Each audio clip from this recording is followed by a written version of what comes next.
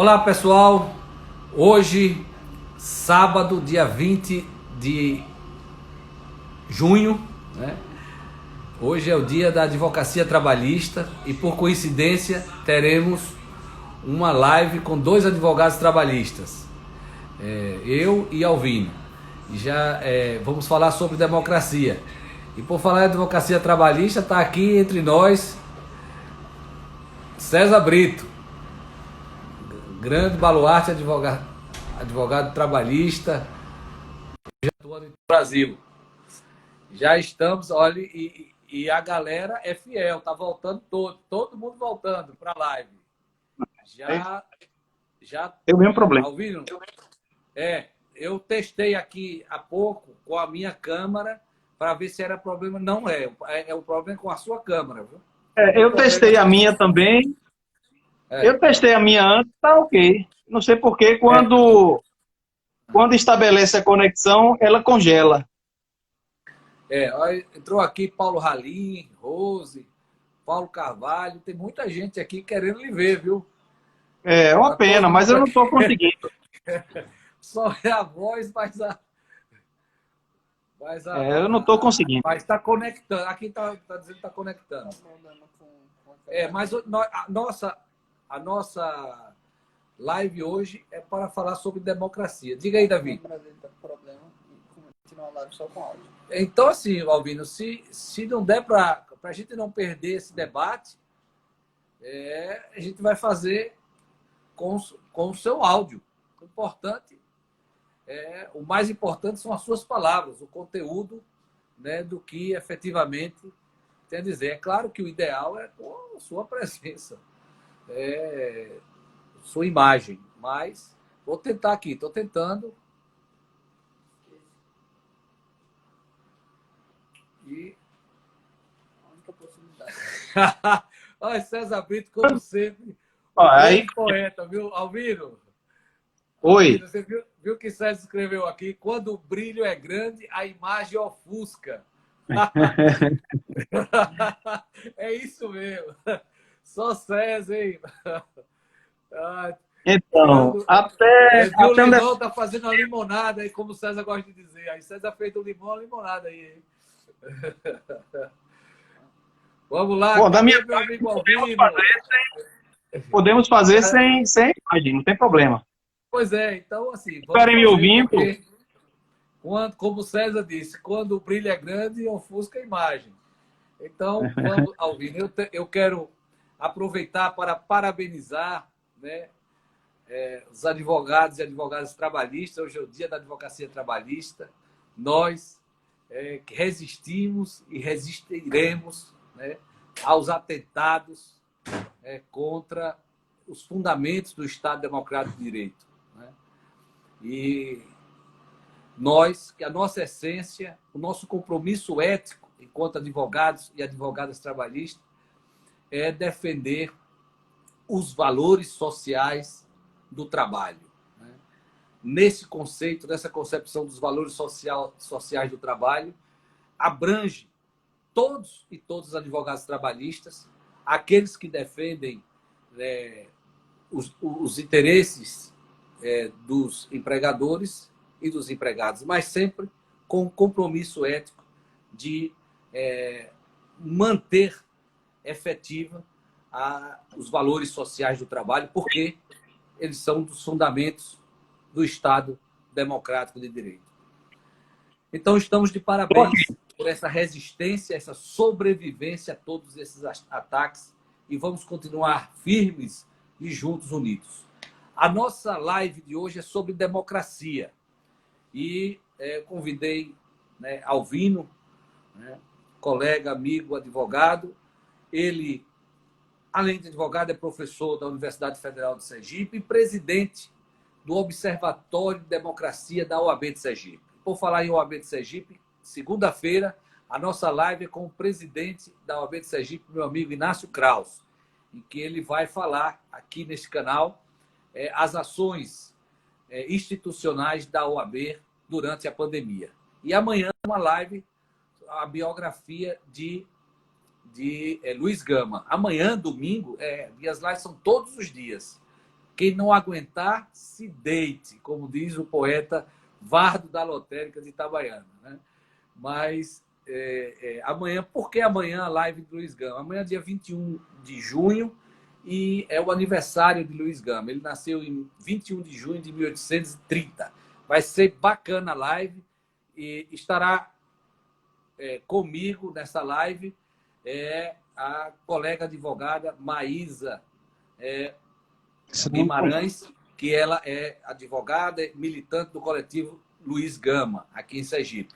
Vai ser bacana a live amanhã também, às 18 horas, sobre a biografia de Luiz Gama, que é uma biografia impactante, né? Aquele filme produzido da vida de um escravo norte-americano, que foi ao Oscar, né? 12 anos de escravidão, né? Se fizer um filme bem estruturado, bem rendado, sobre a vida de Luiz Gama, certamente concorrerá ao Oscar com chances de vitória, de ganhar, de se consagrar, porque é uma vida realmente muito impactante e é amanhã às 18 horas. Inclusive, alô, Alvino! Apareceu, Aê! meu irmão! Olha aí, vai entender. Agora! Ela tem vontade própria. Eu não fiz absolutamente nada. Agora apareceu. Ela tem vontade própria. Então, até que fia. Você só apareceu quando Olivier Chaves... Vamos parar o cronômetro aí? Você tá... Olivier, Leonardo... Olivier chegar. Zé Gabriel, aí, tanta gente boa aí, César Brito, Inácio tinha aparecido, não sei se está aqui ainda, Tiago Oliveira, tanta gente boa. Mas vamos começar, já temos alguns minutos já de live. Como vocês sabem, aqui no Instagram, a live ela tem um tempo de 1 hora no máximo, né? E nós temos muito ainda que conversar e ouvir Alvino sobre o momento por que passa a democracia brasileira, né? Nós estamos vivendo uma profunda crise, né, Alvino? Uma crise sanitária decorrente dessa pandemia, uma crise econômica proveniente do coronavírus, não do isolamento, mas do coronavírus, e uma crise política provocada pelo próprio presidente da República, infelizmente. Então, há uma crise institucional em que se ameaça fechar o Congresso Nacional, fechar o Supremo Tribunal Federal, né? Portanto, atacar dois poderes que devem coexistir de forma independente e harmônica, como diz a Constituição, e esse é o Estado Democrático de Direito que nós defendemos, né?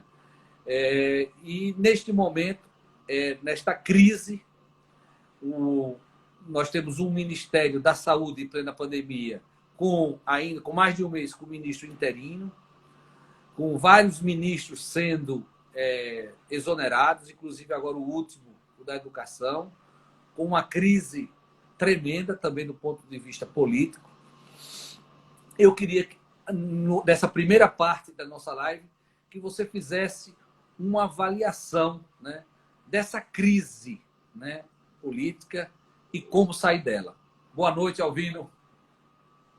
Boa noite, meu querido amigo, nosso eterno batonier da ordem. Quero saudar a todos os nossos colegas, né, e tenho observado também muitos não advogados também aqui acompanhando essa nossa conversa, né, bate-papo entre amigos, né?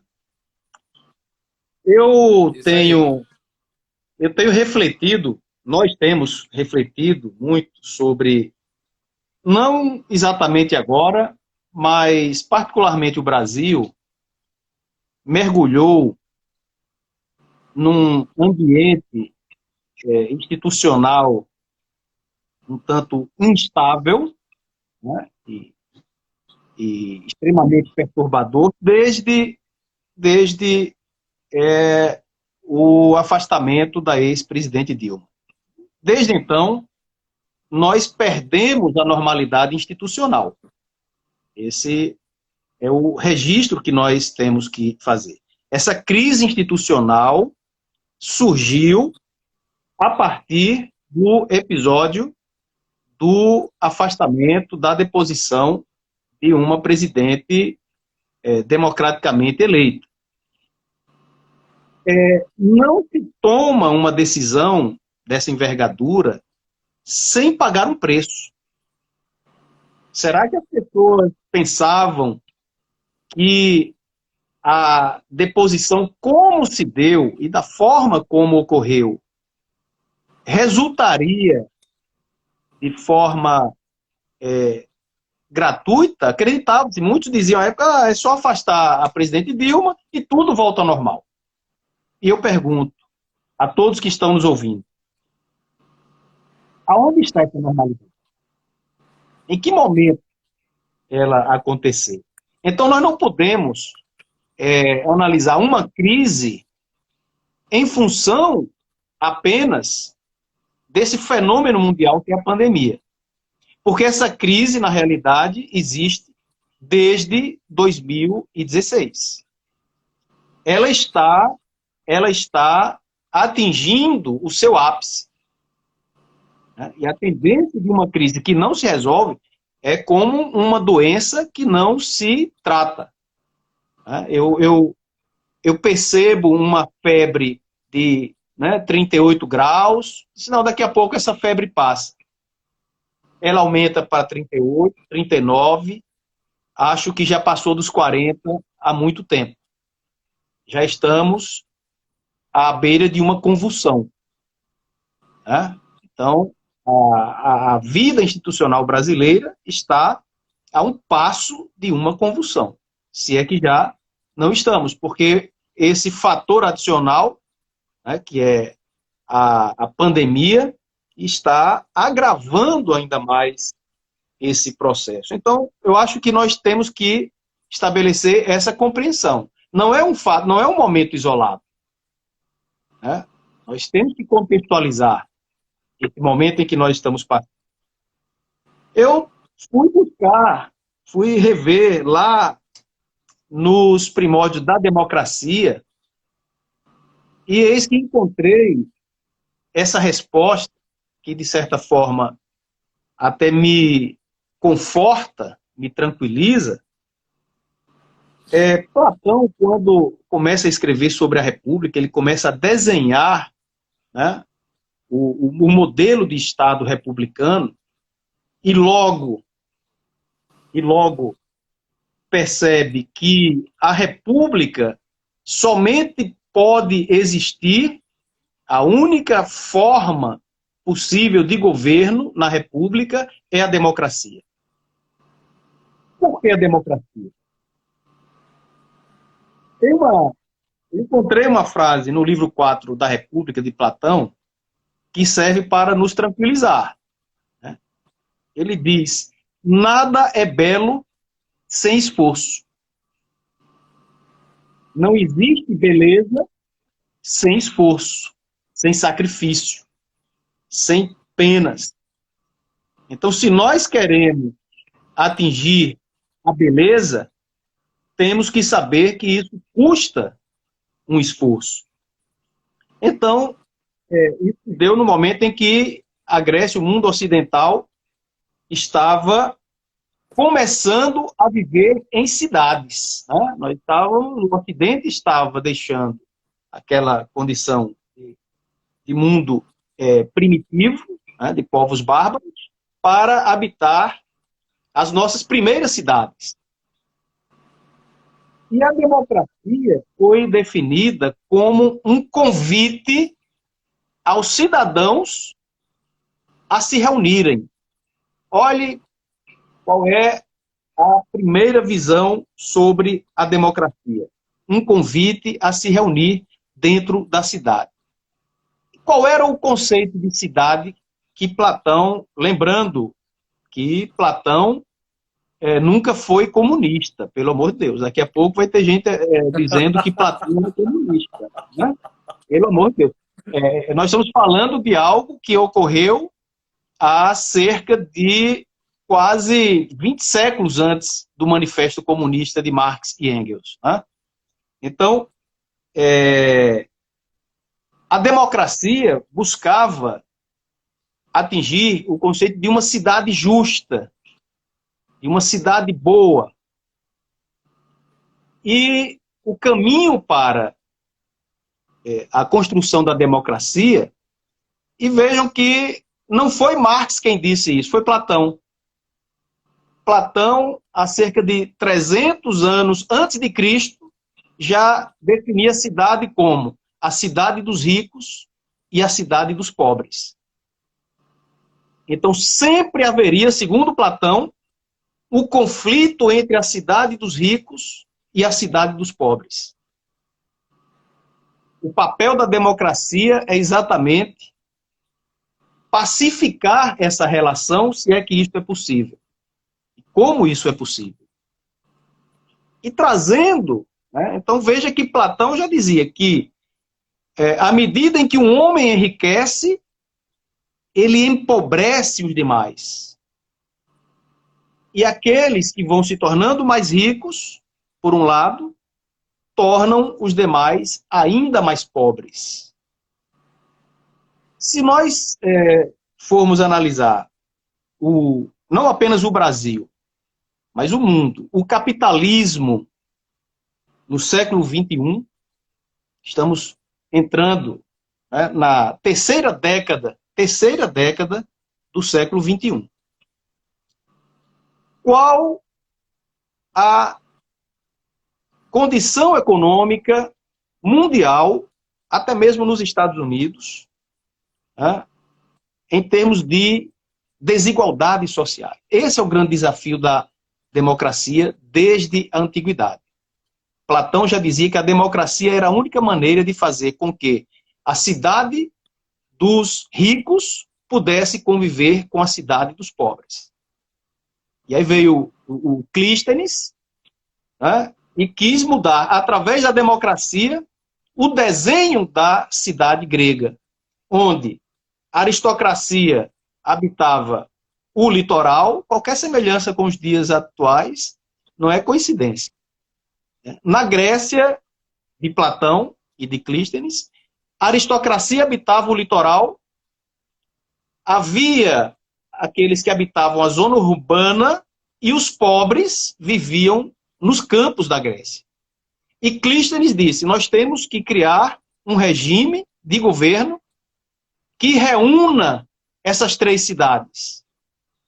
Né? O litoral, ali a zona urbana e os habitantes do campo. E esse é o grande desafio da democracia até os dias atuais. Então eu diria, Rinclay, que essa crise na democracia é exatamente o agudamento, ou a agudização das distâncias entre a cidade dos ricos e a cidade dos pobres.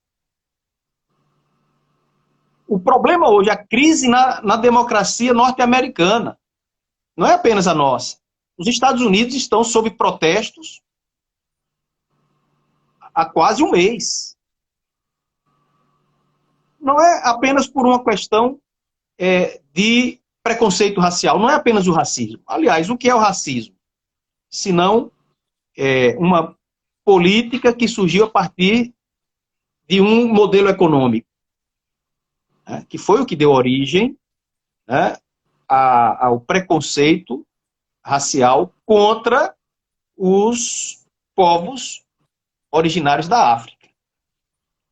Então, hoje, a distância social e econômica na sociedade norte-americana, assim como no Brasil, é extremamente grave. E isso compromete a democracia.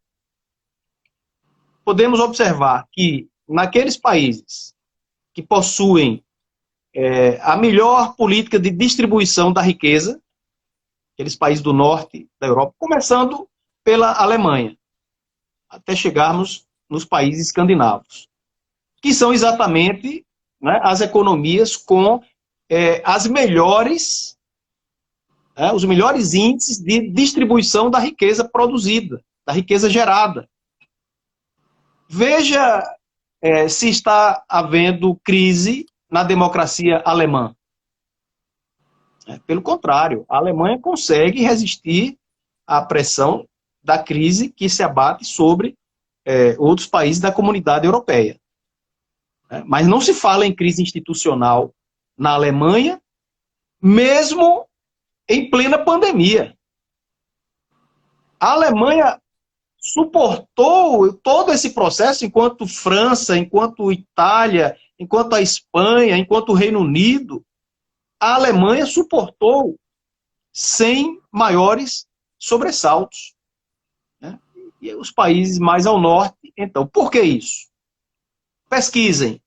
Estão exatamente entre os países com os melhores índices de distribuição da riqueza e, consequentemente, sem desigualdade social. Eu aponto, portanto, Niclei, que o foco principal não é a pandemia em si. O problema é que a pandemia nos abate no momento em que a nossa desigualdade social já era das maiores do planeta, né? Do cenário internacional. Então é juntar pólvora com nitroglicerina. Pandemia em um país onde a má distribuição, né, da riqueza nacional está entre as piores do mundo. Então, isso gera conflito em toda a ordem. Alvino, a sua abordagem é muito interessante, né? É que o que você está dizendo, em outras palavras, que o que está em crise, o que está em colapso, é essa democracia liberal.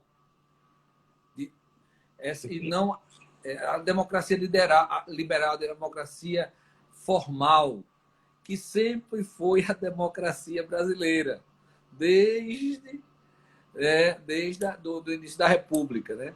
Baseado no liberalismo norte-americano, enfim. E a luta é pela democracia de direitos. Essa é a nossa luta, é a efetivação das normas constitucionais, dos direitos sociais, de se fazer justiça social, né? Diminuir o abismo social, as diferenças, as disparidades gritantes que existem e que estão escancaradas agora com a pandemia, né? A precariedade do sistema de moradia, né? Aí fazer isolamento social sem as condições, sem as garantias sociais para que as pessoas possam sobreviver dignamente e as pequenas, micro e médias empresas não quebrarem, não existe isolamento social. Isolamento social é de faz de conta, é para inglês ver. Ele só funciona para quem tem dinheiro ou quem consegue trabalhar em casa. Porque quem não tem dinheiro e não consegue trabalhar em casa, vai chegar uma hora que o leite das crianças vai faltar. Vai faltar a comida no prato. E aí, meu amigo, não tem ninguém que fique em casa. Vai atrás da sobrevivência mesmo. Então, esse isolamento social que foi estabelecido no Brasil, ele provoca por si uma crise. Porque é um isolamento social para a classe média e classe média alta. E classe média que consegue trabalhar em casa. Tem gente da classe média que está sofrendo porque não consegue trabalhar em casa e está perdendo emprego, inclusive, né?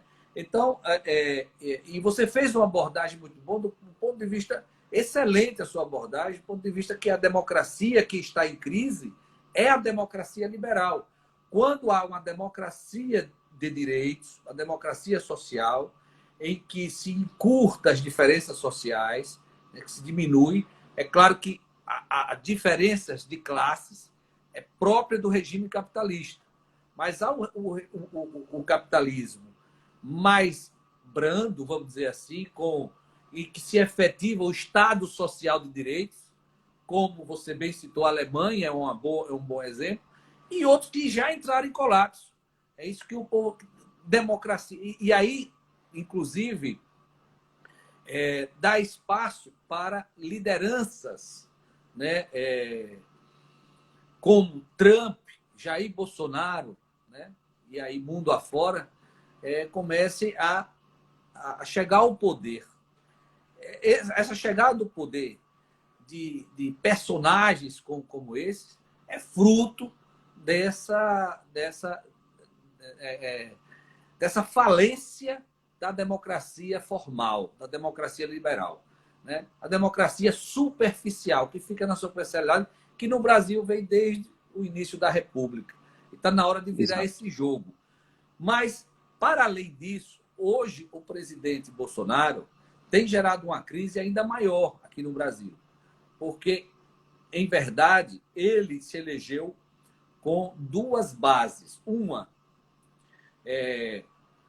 baseado na nova política, se apresentou, embora nunca foi, né, deputado federal há 30 anos, medíocre, inclusive, participava do Centrão, inclusive, mas ele teve competência de, nas eleições, se apresentar como o novo, a nova política de combate à corrupção. Isso foi, inclusive, na Lava Jato. Tanto é que a estrela da Lava Jato passou a ser seu ministro da Justiça. Ele já trai esse discurso quando agora se desvincula e abraça o Centrão, né? Ele trai esse discurso, porque ele nunca foi. Na verdade, ele volta para onde sempre esteve e onde ele sempre fez política. O bom filho a casa torna, né? Pois é. E a segunda coisa é que ele também, uma outra base que levou ele ao poder foi dele ser o representante, o garoto propaganda dessa política liberal que sempre se estabeleceu no Brasil, essa democracia liberal. E aí, tendo como representante o Guedes, né? O Guedes, o outro ministro lá das privatizações, a ministra da Agricultura, enfim, tem para... E ele quebra também esse pacto na medida em que ele avança para também trair a democracia liberal. Ele vai para além disso. Ele tem um projeto autoritário, um projeto mesmo de intervenção autoritária. Se não propriamente um golpe aos moldes de 64, que eu acho que não há espaço para isso, mas ele tem atentado todos os dias contra a democracia liberal, que é o respeito à liberdade de expressão, à divisão de poderes harmônicos, independentes entre si. Essa democracia liberal, superficial, né, que são institucionais, democracias institucionais. Até esta ele está quebrando. Por isto, então, ele provoca uma grave crise também em termos de democracia liberal. Então, aí já se movimenta no Brasil, diante dessa postura paulatina, né, e crescente de Bolsonaro e seus asseclas de um projeto claro neofascista, já há um movimento hoje político e social de uma frente democrática, né?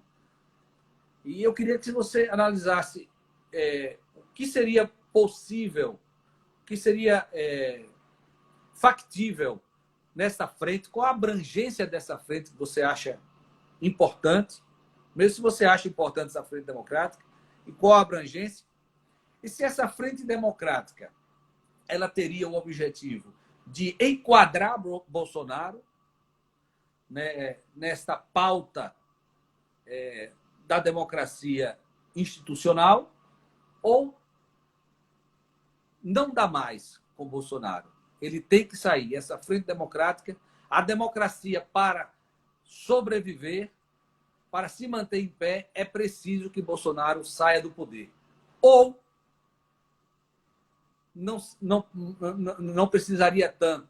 Bastaria que ele se enquadrasse a essas regras institucionais. Qual a sua avaliação sobre isso? É muito fácil você ter um entrevistador como esse que ele primeiro responde e depois ele pergunta. Praticamente a resposta já estava, né, na própria formulação da Não, dê minha pergunta. opinião. Mas permita-me apenas fazer uma observação. Primeiro, o Brasil e os Estados Unidos não estão vivendo uma experiência sequer de liberalismo.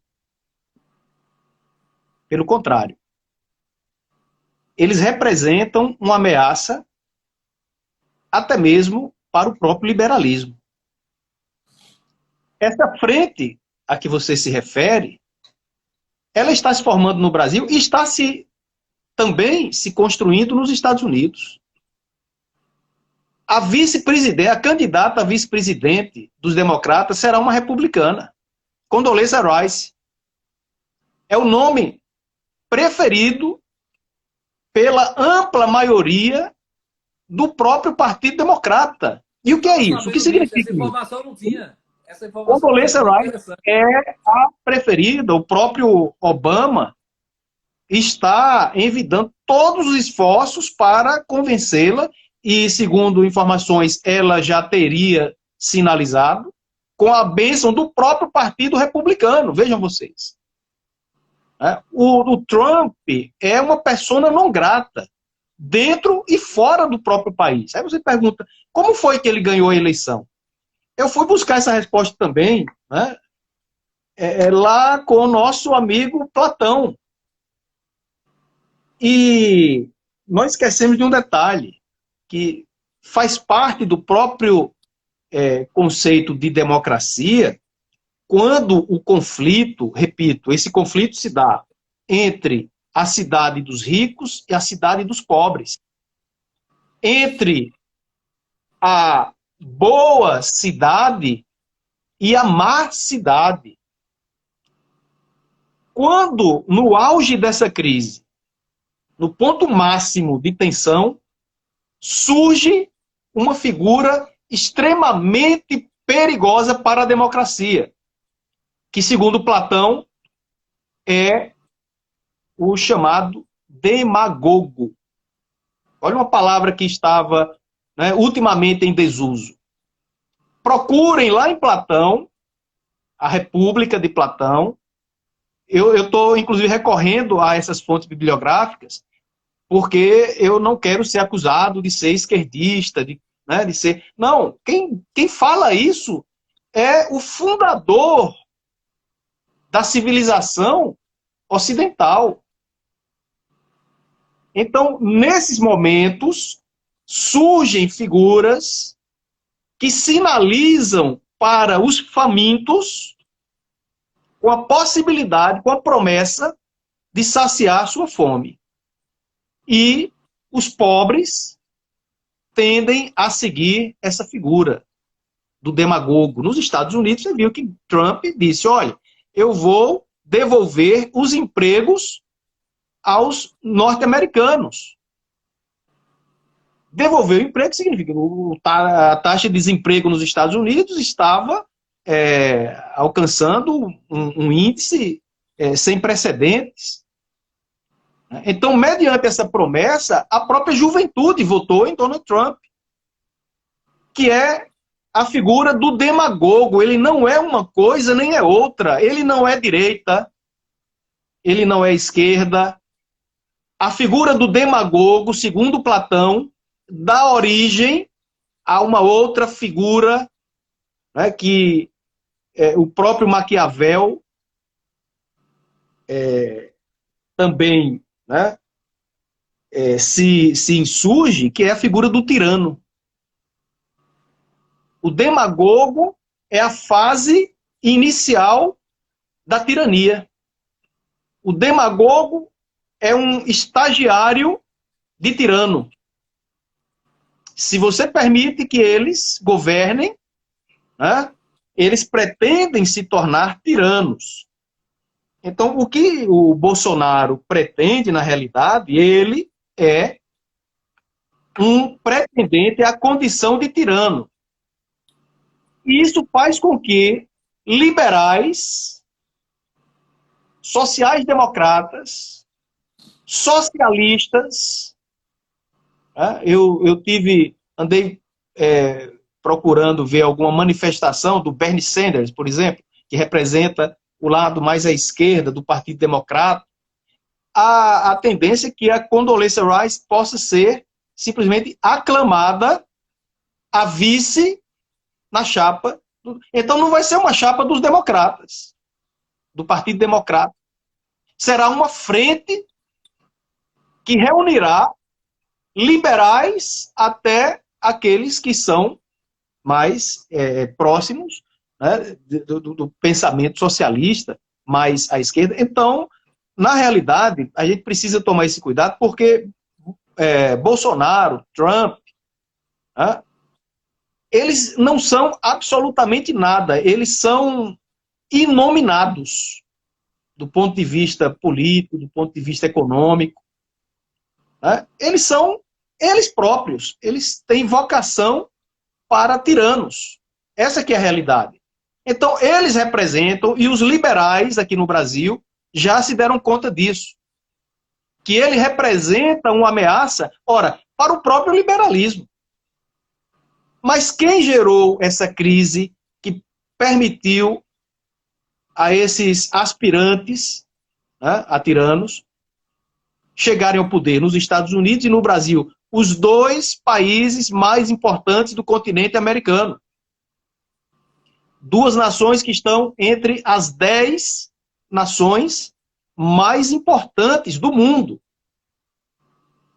Isso acende, é preocupante, porque esse fenômeno não pode se disseminar por todo o mundo, senão poderemos chegar, né, à Europa, que antecedeu tanto a Primeira quanto a Segunda Guerra Mundial. O que foi a Segunda Guerra Mundial? Uma guerra entre tiranos. Mussolini, Hitler, Stalin. Então nós temos que tomar muito cuidado com a ascensão, né, desses vocacionados à tirania. O projeto de Bolsonaro, o projeto de Donald Trump, é se tornarem tiranos. Uma intervenção militar que o efetive no poder para que ele possa governar por tempo indeterminado. O que é isso? Um projeto de se tornar um tirano. Então, a tirania não interessa nem a aristocracia, nem a pobreza. A tirania é o caminho mais próximo para o caos. O caminho que Donald Trump, caso se reeleja nos Estados Unidos, o caminho será o caos. E a propósito disso, né, como eu estava relendo, fazendo essa releitura desse período, cheguei até Roma. Né? Roma chegou a um estágio em que o governante, quando se sentiu ameaçado, preferiu o quê? Destruir a cidade. Ele incendiou a cidade. Né? E Nero era um tirano. O que é que Bolsonaro... Né? O que é que Bolsonaro... Eu até... Deixa eu ver como é o nome de Nero. Qual era o nome de Nero? Nero era apenas um. Era Nero, Cláudius, Augusto, vou pular o outro nome, viu, César? Que o nome dele também tem César, Augusto, César, e termina em Germânico. Olha que coincidência. Isso nos remete a quem? Ao maior tirano da história, que foi, né, um germânico, né, um austríaco, alemão. E o que nós vimos recentemente, o presidente, o pretendente à condição de tirano, incentivar seus acólitos, seus seguidores, a incendiarem, a invadirem hospitais e até, se fosse o caso, né, como quiseram fazer com o prédio do Supremo Tribunal Federal. Eu disse, olha, gente, as coincidências históricas são impressionantes. Tentaram atear fogo ao Supremo Tribunal Federal, por quê? O Supremo Tribunal Federal, hoje, é um dos principais obstáculos para que o Brasil caminhe a passos largos para um regime tirânico. Estão seguindo Nero, tá? E eu digo, olha, até esse nome, o último nome de Nero é bastante sugestivo, que termina em germânico. Tá? E aí nos remete àquela figura, tá, que comandou a Alemanha, tá, que conduziu a Alemanha às cinzas, literalmente. Hitler deixou a Alemanha em escombros, em ruínas. Então, se nós permitirmos que os tiranos governem, a herança, o legado que eles irão deixar serão cinzas, ruínas. Então, essa frente, eu diria que é uma questão de sobrevivência.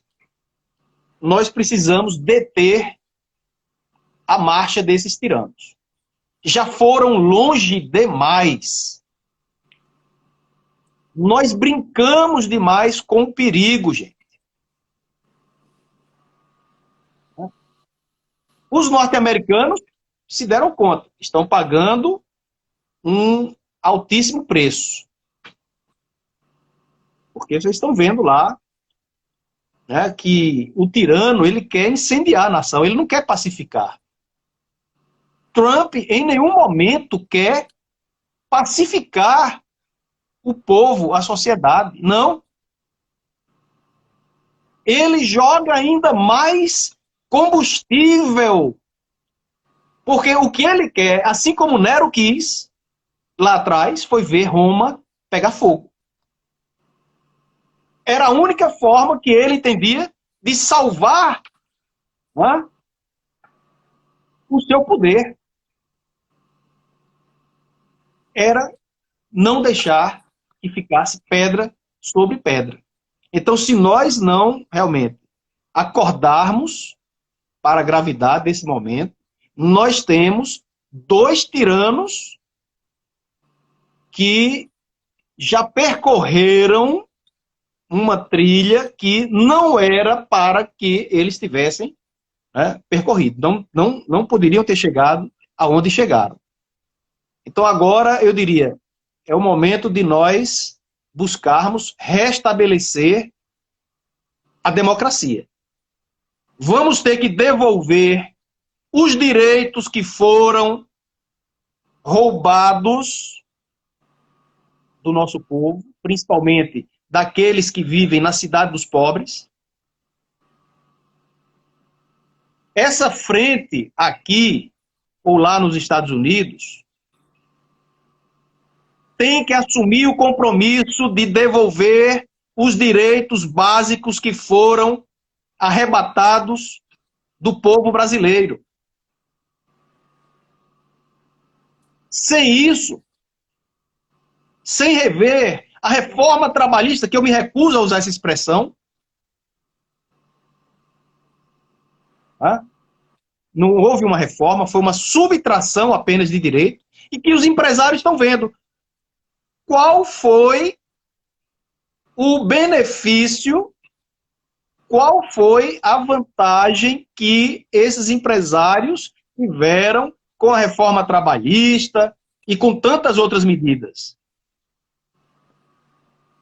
Nós estamos vendo, mesmo após a reforma trabalhista, empresas fechando. Então todo mundo está percebendo, olha, pegamos o caminho errado. Agora tem que voltar todo mundo. Liberais, sociais-democratas, socialistas, né, cristãos, todos teremos que tomar um caminho de força. Sem isso, não haverá paz social.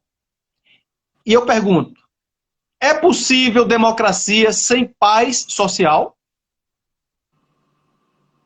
Sem justiça social, que foi, inclusive, o lema que você, com muita felicidade, né, escolheu para ser o escudo de campanha. Esse é o caminho, não há democracia, e não é Marx quem diz isso. Não é Lenin. Quem diz isso é Platão. Quem tentou fazer isso na Grécia foi Clístenes. Clístenes misturou o dominó da sociedade grega, misturou. Olha, aristocracia,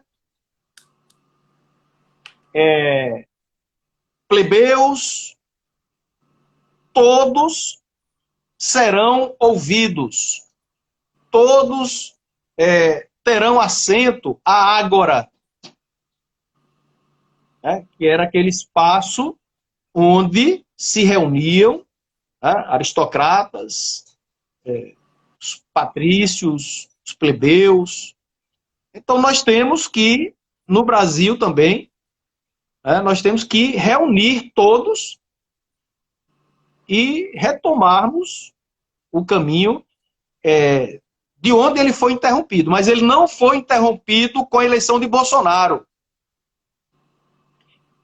Esse caminho foi interrompido a partir da posse de Michel Temer. Não vamos responder. Olha, nós estamos esquecendo do mal que representou a triste passagem de Temer pelo poder. Temer preparou o caminho para a chegada de Bolsonaro. Portanto, todos os que deram sustentação ao governo de Temer foram responsáveis pelo estado de coisas em que nós chegamos. O caminho errado foi a partir dali. Então nós temos que voltar até aquele ponto. E buscar reverter. Sem isso, não há como se falar em frente ampla, em impacto social. Não há como. Beleza. Não pode haver frente ampla apenas para disputar eleições. E disputar eleição no momento em que os eleitores estão sepultando os seus entes queridos. Em que os eleitores estão com medo de saírem de casa, de irem para o seu trabalho, de mandarem os filhos para a escola. Então, frente ampla eleitoreira é farsa. Porque no experimento que agora está acontecendo nos Estados Unidos, está se propondo um pacto social. Porque o Trump ele representa uma ameaça a determinadas conquistas da sociedade norte-americana que até os republicanos são contra essa retirada. Então, o que eles estão fazendo lá não é uma simples manobra eleitoreira para derrotar Donald Trump. Vai mais além do que isso. Inclusive, um dos compromissos é de que e grande parte do próprio Partido Republicano é contra a extinção do programa de assistência de saúde do governo Obama, que é o SUS. Nós criamos o nosso SUS aqui em 88. Os Estados Unidos estão querendo implantar o deles agora. E o que é o SUS? O SUS está sendo a nossa salvação nesse momento de pandemia. Eu separei aqui uma frase interessante, uma definição interessante, que diz: o capitalismo serve para manter as coisas funcionando até que elas se desequilibrem. Então, quando elas se desequilibram, Cadê a resposta do capitalismo? Quem é que tem que pagar o auxílio emergencial? Quem é que tem que abrir linhas de créditos para pequenos e médios empresários? E também para as grandes. Né? Só quem está tendo acesso à linha de crédito no governo Bolsonaro são as grandes empresas. Os pequenos não estão tendo. Porque o maior foco de desemprego está entre as micro e pequenas empresas e médias empresas. Esse é o maior foco de desemprego, até porque as grandes empresas há muito tempo já informatizaram, já terceirizaram, então elas não estão preocupadas com isso. Né? Então eu vejo a necessidade de se redesenhar um novo pacto social. Não adianta essa história, vamos fazer uma frente ampla para derrotar Bolsonaro, ou mesmo, porque tem muita gente que não quer que ele saia. Eu também digo, olha, impeachment, olha, aquilo tudo de novo. Ninguém quer. Mas, se não houver, será que nós suportaremos esse desmonte, né, da economia, das instituições, né, aquele virtual delinquente que estava à frente de um ministério importante da nação? Vejam que ato. No apagar das luzes, antes, enquanto arrumava suas gavetas, embora eu acho que as gavetas dele eram vazias, ou então, como dizia Cazuza, né, cheia de ratos. O último ato dele, gente, qual foi? Revogar todas as normas que regulamentavam o sistema de cotas. Então, a ideia daquela reunião, no dia 22 de abril, né? Gente, aquilo ali foi a exposição das vísceras do que está acontecendo no país. Aquela fala do ministro do Meio Ambiente.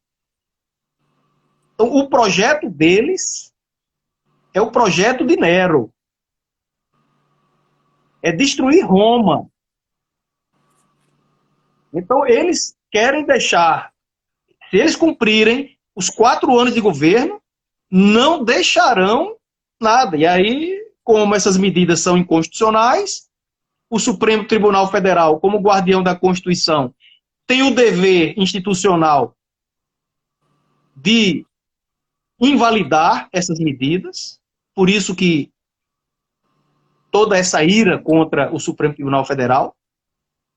Mas a ideia deles é clara. Então nós ficamos nessa. Eu não quero que haja um impeachment, mas, por outro lado, se essa gente permanecer com a caneta na mão, simplesmente, a caneta deles é pior do que as bombas atômicas de Hiroshima e Nagasaki. Eu não vejo outro caminho. Para... Você coloca, Alvino, muito bem também. Aliás, vários amigos e amigas que estão aqui nos acompanhando estão referindo a sua explanação como uma verdadeira aula magna. Eu quero agradecer pela qualidade da sua participação, não poderia ser diferente. Eu já lhe conheço e sei da sua qualidade, do seu compromisso e da sua consciência crítica e política e sua visão de mundo. E você colocou muito bem. Uma coisa é frente democrática para defender as instituições, outra coisa é frente eleitoral. Sim. Eu acho que frente eleitoral aí é uma frente que cabe dentro de um âmbito de um programa ideológico, né, que tem uma coerência ideológica para um programa, né, de governo. E a frente democrática é uma coisa que para defender as instituições e defender os direitos, a democracia de direitos, né? O patrimônio do povo brasileiro. O patrimônio do povo brasileiro e a Constituição, né? E a Constituição, que esse mínimo é que está desde Temer, né? Na verdade, desde o golpe de 2016, que isso é apenas uma evolução, né? Mas você fez uma boa demarcação histórica nisso, que fica parecendo que tudo começou agora.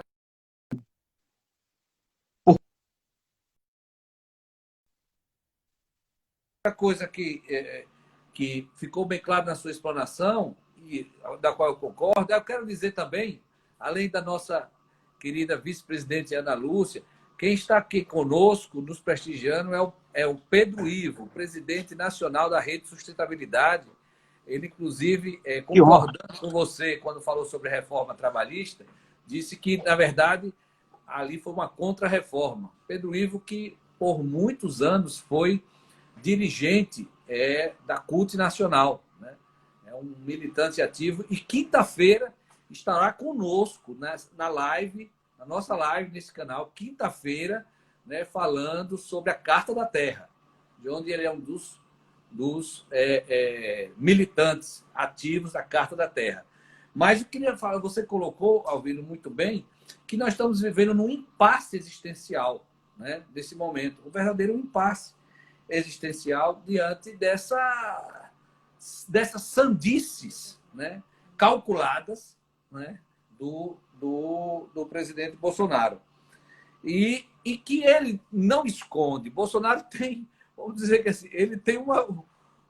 É difícil dizer virtude para Bolsonaro, mas ele tem uma coisa, ele não esconde, ele diz, olha, eu quero desconstruir, eu não vim para governar, eu vim para desconstruir.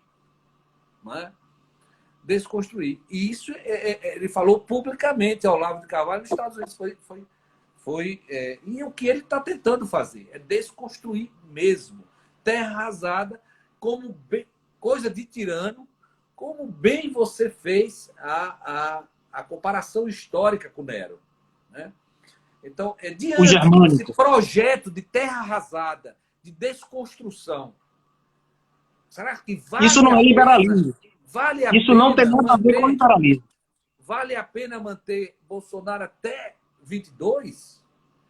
Se aqui ele está atentando contra o próprio regime democrático, no regime que o possibilitou ele se eleger, né? Então ele tem hoje, nós temos hoje duas possibilidades: o impeachment, que juridicamente ele comete em série crimes de responsabilidade, ou o próprio processo judicial da cassação do mandato. Mas aqui o Instagram já está dizendo que nós só temos 2 minutos. Então, para as suas considerações finais, porque nossa live já está acabando, Alvino. Muito obrigado, né, a todos vocês e a Alvino por esta aula sobre democracia e sobre história do Brasil e mundial. Temos 1 minuto e 30, Alvino. Bom, eu só tenho a agradecer e me colocar à disposição, se for o caso, para uma segunda oportunidade que nós podemos convidar os colegas, vamos nos reunir para refletir sobre os destinos da nossa nação. Eu sei, tem muita gente boa que pode debater, né, isso. E queremos fazer no canal do YouTube em breve, quando tiver 1000 inscritos. Nos ajude, vá lá na minha biografia do Instagram, embaixo da minha foto, tem lá, clique lá no link do YouTube, se inscreva, peça os amigos para se inscrever, porque com 1000 inscritos nós vamos fazer a live lá no YouTube, um debate mais aprofundado, com mais gente sobre democracia, e Alvino já é meu convidado de novo, claro, especial para tratar disso e muito mais. Alvino, além de presidente da comissão do Observatório de Democracia da OAB, é fundador e militante ativo do coletivo Advocacia pela Democracia, do qual eu faço parte, com muito orgulho. Um prazer a todos. Estou vestido na camisa aqui, ó, inclusive. Advocacia pela Democracia. É isso. Muito obrigado a todos. Um abraço Boa noite a todos, e até amanhã às 18 horas A live é com Luiz Gama, biografia de Luiz Gama, com Maísa Guimarães, do coletivo Luiz Gama, aqui de Sergipe. Um abraço a todos, boa noite. Valeu, Alvino.